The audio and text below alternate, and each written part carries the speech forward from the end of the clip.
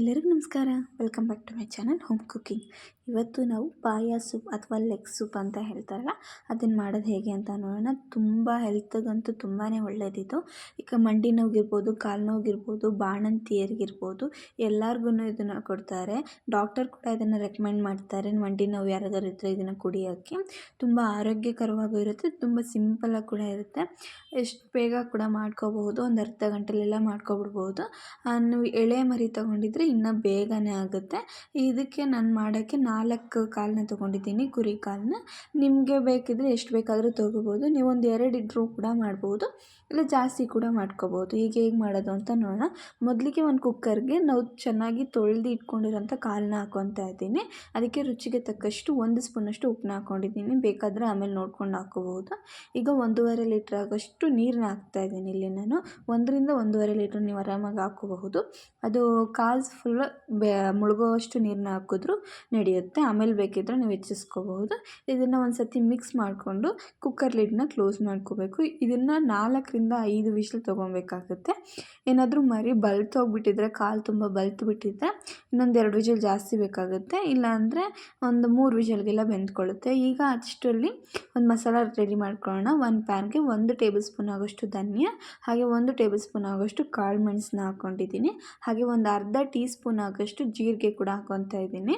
ಇಷ್ಟನ್ನು ಹಾಕ್ಕೊಂಡು ಚೆನ್ನಾಗಿ ಹುರ್ಕೋಬೇಕಾಗುತ್ತೆ. ಹಸಿ ಸ್ಮೆಲ್ಲೆಲ್ಲ ಹೋಗಬೇಕು. ಚೆನ್ನಾಗಿ ಇದನ್ನು ಫ್ರೈ ಮಾಡ್ಕೋಬೇಕು. ಈ ಥರ ಫ್ರೈ ಮಾಡ್ಕೊಳ್ಳೋದ್ರಿಂದ ಘಾಟ್ ಅನ್ನೋದಿರಲ್ಲ, ರುಚಿಯಾಗಿರುತ್ತೆ ತುಂಬ ಸೂಪು. ಇದಕ್ಕೇನೆ ಖಾರಕ್ಕೆ ತಕ್ಕಷ್ಟು ಹಸಿಮೆಣ್ಸಿನ್ಕಾಯಿ, ನಾನು ಇಲ್ಲೊಂದು 3ರಿಂದ 4 ಹಸಿಮೆಣ್ಸಿನ್ಕಾಯಿ ತೊಗೊಂಡಿದ್ದೀನಿ. ನಿಮ್ಮ ಖಾರ ಅನುಗುಣವಾಗಿ ಬೇಕಾದ್ರೆ ಜಾಸ್ತಿ ಕಡಿಮೆ ಮಾಡ್ಕೋಬಹುದು. ಹಸಿಮೆಣ್ಸಿನ್ಕಾಯಿನ ಹಾಕ್ಕೊಂಡು ಚೆನ್ನಾಗಿ ಹುರ್ಕೋಬೇಕಾಗುತ್ತೆ. ಎಲ್ಲ ಚೆನ್ನಾಗಿ ಹುರ್ಕೊತಾನೆ ಇದಕ್ಕೆ ಒಂದು 4ರಿಂದ 5 ಎಸಲಷ್ಟು ಬೆಳ್ಳುಳ್ಳಿನೂ ಕೂಡ ಹಾಕ್ಕೊತಾ ಇದ್ದೀನಿ. ನಾನು ಸಿಪ್ಪೆ ಸಮೇತನೇ ಹಾಕ್ಕೊಂಡಿದ್ದೀನಿ.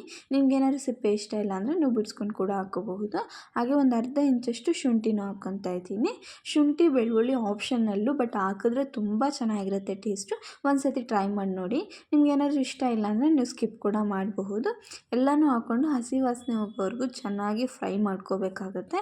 ಇದೆಲ್ಲ ಹೋದ್ಮೇಲೆ, ಹಸಿ ವಾಸನೆ ಎಲ್ಲ ಹೋದ್ಮೇಲೆ ಇದಕ್ಕೆ ಒಂದು ಅರ್ಧ ಹಿಡಿಯಷ್ಟು ಪುದೀನ, ಅರ್ಧ ಹಿಡಿಯಷ್ಟು ಕೊತ್ತಂಬರಿ, ಎರಡನ್ನೂ ಕೂಡ ಹಾಕ್ಕೋಬೇಕಾಗುತ್ತೆ.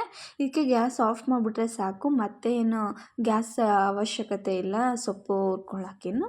ಗ್ಯಾಸ್ ಬಿಸಿಯಲ್ಲೇ, ಆ ಕಾವಲಿ ಬಿಸಿ ಇರುತ್ತಲ್ಲ ಅದರಲ್ಲೇ ಸೊಪ್ಪು ಬಿಸಿ ಆಗುತ್ತೆ.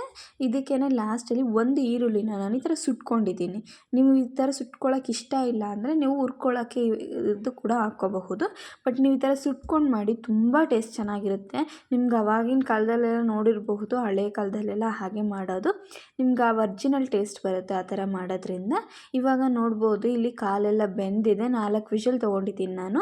ಈಗ ನೋಡಿ ಒಂದು 80% ಅಂತೂ ಬೆಂದಿದೆ, ಆಲ್ಮೋಸ್ಟ್ ಬೆಂದೋಗಿದೆ. ಇವಾಗ ನಾನು ಮಸಾಲ ರುಬ್ಕೊಂಡಿದ್ದೀವಲ್ಲ ಅದನ್ನು ಇದಕ್ಕೆ ಹಾಕ್ಕೊತಾ ಇದ್ದೀನಿ. ನಿಮ್ಗೆ ಇವಾಗ ಜಾಸ್ತಿ ನೀರು ಹೆಚ್ಚು ಕಡಿಮೆ ಮಾಡ್ಕೊಂಡು ಹಾಕ್ಕೋಬಹುದು. ನಾನು ಇವಾಗ ಏನು ಮಸಾಲ ರುಬ್ಕೊಂಡಿದ್ದೆ ಆ ಜಾರಲ್ಲೂ ನೀರಿರುತ್ತಲ್ಲ, ಅದನ್ನು ಕೂಡ ಮಸಾಲ ವೇಸ್ಟ್ ಮಾಡ್ದೇನೆ ಅದಕ್ಕೂ ನೀರು ಹಾಕ್ಕೊಂಡು ಎಷ್ಟು ಬೇಕೋ ಅಷ್ಟು ಮಾಡ್ಕೊತಾ ಇದ್ದೀನಿ. ಆದಷ್ಟು ತೆಳ್ಳಗೆ ಮಾಡ್ಕೊಳ್ಳಿ, ತುಂಬ ಗಟ್ಟಿಯಾದರೆ ಚೆನ್ನಾಗಿರಲ್ಲ ಸೂಪು. ಈ ಥರ ತೆಳ್ಳಗಿದ್ರೇ ಕುಡಿಯೋಕ್ಕೂ ಚೆನ್ನಾಗಿರುತ್ತೆ. ನೀವು ಬೆಳಗ್ಗೆ ಇದನ್ನು ಕುಡಿಯೋದ್ರಿಂದ ತುಂಬ ಆರೋಗ್ಯಕ್ಕೆ ಒಳ್ಳೆಯದು. ಮಂಡಿ ನೋವಿಗಿರಬಹುದು, ಮತ್ತು ಬಾಣಂತಿಯರಿಗಂತೂ ತುಂಬ ರೆಕಮೆಂಡ್ ಮಾಡ್ತಾರೆ ಇದನ್ನು. ನೀವೇನಾದರೂ ಇದನ್ನು ಕುಡಿಯಿಲ್ಲ, ಯಾವತ್ತೂ ಟ್ರೈ ಮಾಡಿಲ್ಲ ಅಂದರೆ ಒಂದು ಸತಿ ಟ್ರೈ ಮಾಡಿ. ಅಟ್ಲೀಸ್ಟ್ ಮಂತ್ಲಿಗೆ 1 ಸತಿನಾದರೂ ಕುಡಿಬೇಕು, ತುಂಬ ಒಳ್ಳೆಯದು. ಇವಾಗ ನಾನು ಮತ್ತೆ 2 ವಿಷಲ್ ತೊಗೊಂಡಿದ್ದೀನಿ. ನಿಮ್ಗೇನಾದರೂ ಕಾಲು ಬಲ್ತಿದ್ರೆ ಇನ್ನೊಂದು 2 ವಿಷಲ್ ಎಕ್ಸ್ಟ್ರಾ ತೊಗೋಬೇಕಾಗುತ್ತೆ. ನೋಡಿ ಪರ್ಫೆಕ್ಟಾಗಿ ಕಾಲು ಕೂಡ ಬೆಂದಿದೆ, ಸೂಪ್ ಕೂಡ ಕರೆಕ್ಟಾಗಿ ಆಗಿದೆ, ತುಂಬ ತೆಳುಗೂ ಆಗಲ್ಲ, ಪರ್ಫೆಕ್ಟ್ ಸೂಪ್ ಕನ್ಸಿಸ್ಟೆನ್ಸಿಗೆ ಬಂದಿದೆ. ಇಷ್ಟು ಮಾಡಿಕೊಂಡ್ರೆ ಸಾಕಾಗುತ್ತೆ. ಆದಷ್ಟು ಇದನ್ನು ತಿಂಗ್ಳಿಗೊಂದು ಸತಿನಾದರೂ, ಅಟ್ಲೀಸ್ಟ್ ಒಂದು 15 ಡೇಸ್ಗೆ ಸತಿನಾದರೂ ಕುಡಿದ್ರೆ ತುಂಬ ಒಳ್ಳೆಯದು. ನಿಮ್ಮ ಬೋನ್ಸ್ ಇರ್ಬೋದು, ಕ್ಯಾಲ್ಶಿಯಮ್ಗೆಲ್ಲ ತುಂಬ ಪ್ರೊಟೆಕ್ಟ್ ಮಾಡುತ್ತೆ ಇದರಿಂದ. ಹಾಗೆ ಆದಷ್ಟು ಚಿಕ್ಕ ಮಕ್ಳಿಗಿರ್ಬೋದು, ಇಲ್ಲ ವಯಸ್ಸಾದವ್ರಿಗಿರ್ಬೋದು, ಅವ್ರ ಮಂಡಿ ನೋವು ಅಂತ ಹೇಳೋರಿಗೆಲ್ಲ ಇದು ತುಂಬ ಚೆನ್ನಾಗಿರುತ್ತೆ. ಅವ್ರಿಗೂ ಕೂಡ ತುಂಬ ಇಷ್ಟ ಕೂಡ ಆಗುತ್ತೆ. ನಿಮಗೆ ರೆಸಿಪಿಗಳು ಇಷ್ಟ ಆಗ್ತಾಯಿದ್ರೆ ದಯವಿಟ್ಟು ಕಮೆಂಟ್ ಬಾಕ್ಸಲ್ಲಿ ತಿಳಿಸಿ. ಹಾಗೆ ಚಾನಲ್ನ ಸಬ್ಸ್ಕ್ರೈಬ್ ಮಾಡೋದನ್ನ ಮರಿಬೇಡಿ. ನಿಮಗೆ ಬೇರೆ ರೆಸಿಪಿಗಳು ಬೇಕಿದ್ದರೂ ದಯವಿಟ್ಟು ಕಮೆಂಟ್ ಬಾಕ್ಸಲ್ಲಿ ತಿಳಿಸಿ. Thank you for watching.